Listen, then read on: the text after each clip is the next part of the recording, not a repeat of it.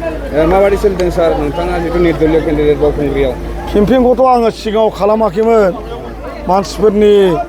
थिननायाव बुंनायाव आं बायद' जानांबाय मोनफ्रोमबो गामियाव आंखौ लेंहरो बे हिसाबै आं दिनै केम्पेइनखौ खालामबाय मोजां सोलिगासिनो दं बयबो आंखौ सिनायजोबखायो मिथिखायो नाम बुंब्लानो सोरबा सोरबा जायगायाव सिनायाब्लाबो नाम बुंब्लानो मिथियो आरो गोदो आङो आबसु आन्दलननिफ्रायनो उपेन्द्रमोननि खिथु खिथु थाबोनानै भलन्टियार पस्टनि खामानि मावनायखाय गोबां पुराना भलन्टियार पस्टनि मानसिफ्रा आंखौ लोगो हमनानै खावलायदों गेलेदों आरो आङो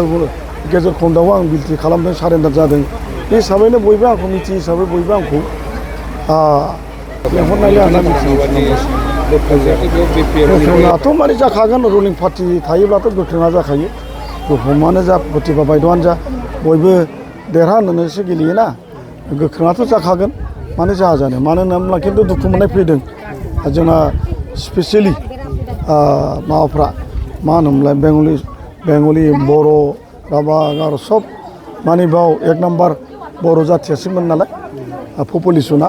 बे हिसाबै बर'फ्रा खुद्रिनाय फैदों आरो नोंथांमोनाथ' मिथिगौना बर'आ मोनसे दावहा नांनानै फैनाय मोनसे हारि बिसोर गोरलैयैनो गुबुन हारिखौ बजबनानै लानो हाया खोथा जाहैबाय दा बे फकिरग्राम ओनसोलनि मानसिफ्रा खुद्रिदों